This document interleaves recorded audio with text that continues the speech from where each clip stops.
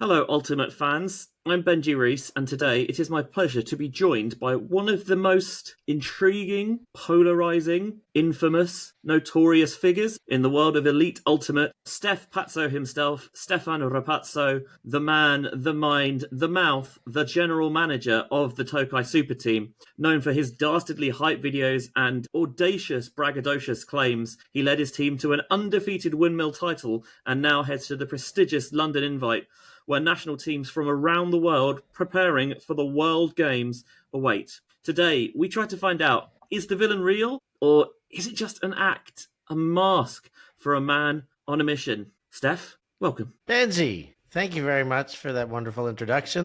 I think there is some unpeeling to do, and I'd be happy to answer some questions and get to the bottom of exactly what's been cooking for last year's campaign, this year's campaign, and the wonderful journey that is the Tokai Super Team. Let's not bury the lead then. I'm going to be pretty blunt with this. You are... you have a bit of a reputation for running your mouth, I think. You've said some wild things online. Do you seriously believe that teams like the USA, Canada, these World Games teams, don't even belong on the same field as the Tokai Super Team? Because that's a lot. Yeah, it is a lot. And this is the point where I would normally just back it up and keep blowing my mouth and telling you, yeah, that's exactly how it is, and living in my evil lair. And, it's a tough one in this sport. Ultimate is driven on spirit. There are people who don't see through it. I like to think that most can and realize that I'm putting an evil lair behind me. I'm even augmenting my voice, trying to get some hype, get some fire behind it, and calling people out is a really good way to do that, to get some attention, to draw in the masses, to be able to see what the hell is this guy doing. So it is theater. Listen, Benj, these teams I'm calling out are absolute legends. I admire them as much as anyone could. Starting at the top, the USA, Australia, Canada, Germany, France, these World Games teams, the players themselves, I know a lot of them and respect them very much. So a lot of them, I will sit there and say, did you see my video? And we'll have a giggle and a laugh about it. So I spend months and months planning this, and it is, Benji, part of the hype act. So you're admitting the villain act is kind of that. It is just an act. You're playing the heel and reveling in the boos from the crowd. Yeah, that's exactly what I'm doing. That has been my job from the top. I suppose it's a page out of the book of wrestling or something like this that is laughable, but it's an age-old art of drawing attention and having the hero and the villain, the heel, to take on the boos and to get the people talking. And I think we've done exactly that. If we've drawn more eyes to it, and I believe over the course of this short campaign last year and this year that we have generated a lot of attention. And in doing it, we've generated an incredible opportunity. And I don't think this opportunity happens without the bravado, the villainous behavior, Bench. So, behind every good villain, they've kind of got the master plan. Presumably, you're putting in the work behind the scenes, even if we're not necessarily seeing it. Yeah, that's exactly it. You're part of the Super Team campaign, the Tokai Super Team campaign, Benj. You know how much communication is going on right now, and we work day and night trying to get this roster together, trying to get the coaches together. And that's the internals of the team, and then the externals, trying to be able to sell each player as a superstar and a hero. And yes, we are coming in swinging. We got to take on the biggest teams in the world, and we want them to know that we're here to play. And I think the best way to do that is to just go off the deep end there and really let them know with a bit more gusto than maybe required. It seemed to work last year because, as we talked about before, you had an undefeated windmill and you beat some pretty good teams on the way, looking pretty confident the whole way through. Is that genuinely how you felt going into it, or was there a bit of a facade there? Yeah, last year there was a facade, yes, but with still belief. I thought that the three national teams at Windmill last year, Australia, Italy, France, were going to be a handful, but I thought we could beat them. Again, the bravado was on overdrive the whole way through. And the closer we got, the nerves did act up. There's so many great teams that don't click, and a lot when, a pickup team as such, the chemistry is such a question mark.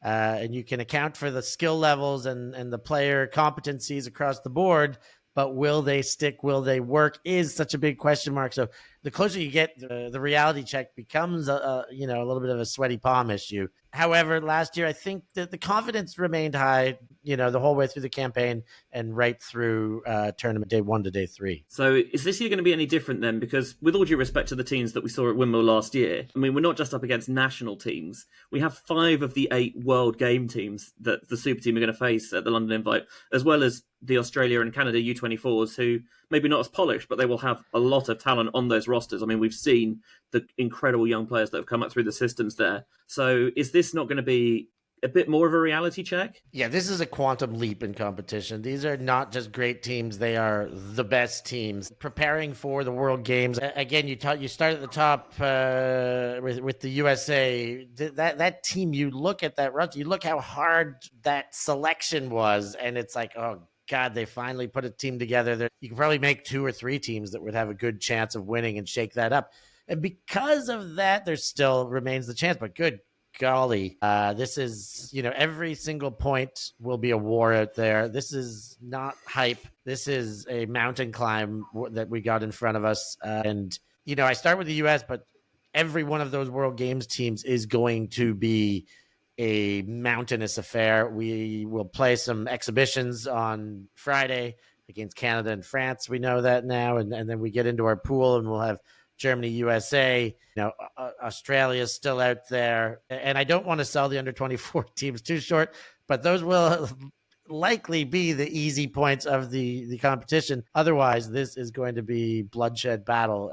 As much as I yammer on about how we're going to bury them, it's going to take everything we've got to put them away. You touched on it a little bit there, that there's a lot of talent in the countries that didn't make the rosters, and you've kind of snapped that up. You've recruited some of those, we'll call them snubs maybe, not just from the USA, but I think those are the ones that are maybe most vivid in people's minds. So kind of recruiting players with a chip on the shoulder, is that something that's intentional, I guess? Looking for that extra fire? Yeah, that is right from the get-go has been a plan. I mean, it was something that, it just makes perfect sense. It's not out of spite, but it's out of this hunger. And the players that did not make it, they are going to feel snubbed, some even more so than others. But they're going to feel like that chance was theirs. And to be able to provide a platform for them to, just say, hey, this is what you were missing.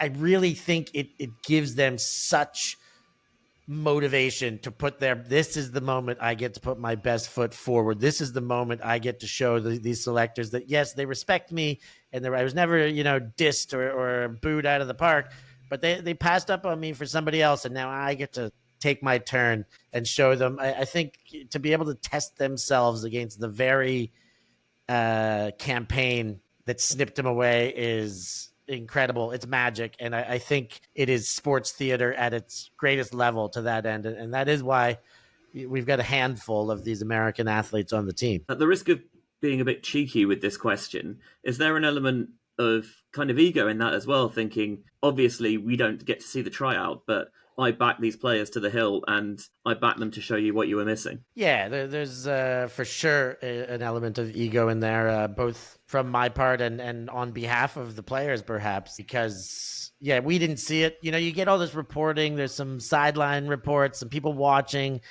some multi-world articles that go out. Of course, the whispers, the people talking in all sorts of forums. The final roster comes out. It's like, hey, okay, this is not what people are talking about. How could they have missed him? And I think to play on that kind of hype and the word on the street going around is an effective means of generating hype for our campaign, our tournament, and our team, but also to get some legitimacy in terms of desire to win and to prove themselves against that very team, as mentioned. And that's another thing that we've touched on, that you are picking up players who, while they might not have the full depth and breadth of the system. They were involved in some of these tryouts. They know the coaches of some of these teams and the players, so they'll be familiar with some of these systems. And presumably, when you prepare to beat who are frankly the best teams in the world, you can't really leave any stone unturned. Yeah, and that's exactly it, Benji. We're scouting every cut, every pull pattern, every line change. We studied these systems. We're not coming in hoping to match them. We're coming in planning to disrupt them tactically, physically, mentally. And we're going to draw on every resource that we have available to us, and that is our international roster, our international coaching base. We've got Europeans, we've got Americans, we've got ex-players on these teams that we know well. We've got a Kiwi who plays in Australia really well. I know the Australian team, and we have been watching film already. We are preparing for this like it is the World Games. I think that's a big difference as well, where these World Games teams are coming into this like, get the cobwebs out, doesn't really matter. It doesn't really matter, but this is not the grand poobah for them. For us, it is. We're here to win this tournament, and we will pull no punches to make sure that we get that done. Does that give you an extra edge then, that treating this as your big deal rather than the means to an end, and also the fact that the USA won't necessarily have that much film on you, or neither will Germany, Canada, France, teams that we've watched a lot. You can do your scouting, but they could look roughly at what Super Team did last year. But while there's a few holdovers, there's a lot of change over there as well. Yeah, I think that's it. And even with the players that were on the Tokai Super Team last year and go back to Germany and Canada specifically, there's 5, 6 returning players. 1 of 3 coaches is still there. We have this winning culture, and I think that this, the facade, the theater is real as far as that's concerned for our players. They do have this belief. They saw it happen last year. They saw it come together. They realize that the alignment of stars is a real deal. And to that end, yes, Benji, I do think that that gives us one more leg up against this incredible competition. But it does that is an X factor in our back pocket, is that we're playing for this one. We are way less scoutable. They are playing for the next one, and they are a lot more scoutable for us. So I think those advantages really do give us a chance here against these top teams in the world. I mean, I know personally, speaking from experience, the amount of respect, the preparation that's going into this on your end to make sure that in order to take on the best teams in the world, you have to put together a pretty good team and get them to dovetail in the right way as well. So what is it that excites you about this kind of iteration of the Tokai Super Team? Are there any players in particular that you're excited to maybe get the chance to utilize? Maybe there's some interesting connections or chemistry that you feel might come out? Yeah, I think that's it. The one thing that this year's TST has that was not the case last year is these cores, these internal cores. We've got the 5 Grooties, trying to keep those Groot women together. Could be tricky, all 5. We've got some offensive and defensive players, but letting them cook, even in the groups of 2 and 3. You get the 2 Bravo boys. We've got the 3 Colombians. We've got players like Lagala and Kametsova who've won world championships together. There is so much out there. I mean, I want to see these towers work together and see Whitlock and Atkins, how they go to battle. I'm looking forward to seeing the old players. I mean, I can reel off every name here. I'm so excited to see them all go. And yeah, I think if it's a single answer of what am I most excited about is to see how these pre-existing connections can work inside the grand scheme of the team and the team culture. So we've given you a lot of opportunity to talk about the team, to talk about your opponents. Let's kind of strip things back a bit. And this is not ULTI.TV, Tokai Super Team. This is Benji talking to Stef. Like, what do you want to see, kind of, not just from yourself, from the opponent, but from kind of the Ultimate community as a whole? Yeah, I mean, and that's a big part of why we do this. We're having this interview, Benji. We had some comments in the YouTube comment section that were questioning, how we could be so unspirited, and I think disgustingly arrogant was one of the comments. And we do this because of the love of the game. Like, The very end of this, what was the most satisfying was not necessarily winning. Yes, I like to win, and that part was really good at I have winning. heard that, yeah. But to be able to like facilitate some of the most beautiful ultimates in the world and watch a plan come together and say, hey, imagine if we could ever have this person and this person, this star and this star play together. Like it's and for keeps, for real. Like in the NBA, you get an all-star game and it's a little song and dance out there. The NHL finally nailed a good all-star game this year with their international competition. But most of the time when you put superstars together, it's for show. There's not much in it. You make a tournament like this, you make it prep, you put some prize money behind it, and it is like these people are going to be some of the best in the world, giving it their all. The buy-in is already back, same as last year. The group chat, people like these strangers get chatting and, they get so excited to meet each other. They kind of know each other by the time they get there. All these internationals coming together. You get the snubs that are bringing this revenge energy. And for me, it is the greatest theater. It is the perfect show of what we get. I love the World Games competition. I love it. It's the best for me. I love mixed ultimate. I love small rosters. I love everything about it. And for us to be able to put on a prep tournament and add like, hey, how about these other players that either got snubbed from the apparent top team or their countries didn't make it and they're great players. Why don't we add a wrinkle? And to me, that's just, it's pure theater. And as much as, people say what you will, doesn't really bother me. I'm going to keep pressing forward with the campaign the way it is. And I think at the end, people will be like me and will be very happy to watch some beautiful Ultimate. Let's certainly hope so. But, I mean, come on, Steph. You can all try and be all, sunshine and roses or whatever, but we know what you're really about, right?